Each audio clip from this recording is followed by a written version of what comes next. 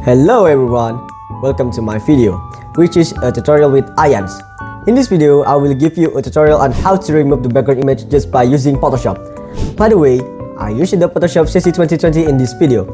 Let's just get started right now.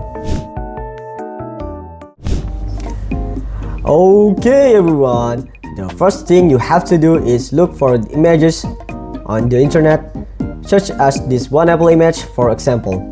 After that, you open the Photoshop application and you drag and drop the image you downloaded. The second is that you duplicate the image by clicking Ctrl+G. What is the purpose of? Well, a good question. So, the goal is that if the image you selected files, you can repeat it by duplicating the image again. Thirdly, you click the Quick Selection tool button, and after that, click the Select Subject button, then automatically the object goes to select. But there is a drawback. Sometimes the object does not go to select neatly, therefore we have to tidy up the lines manually.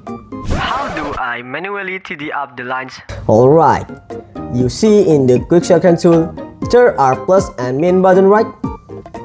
Alright, good. For the plus button, it is useful to add selection lines to the image. But the min button, it is useful to subtract selection lines to the image. Once you've cleaned up the broken lines, you click on the button that look like this, and you finally completed the tutorial. Oh yeah, a little information for you guys. The image you delete the background must have a sharp resolution. Yes, because a sharp image make you more comfortable in selecting the lines on the image. Alright guys, that's all the tutorial from me. Good luck and don't forget to subscribe, like, comment and stay tuned for the next video. Goodbye!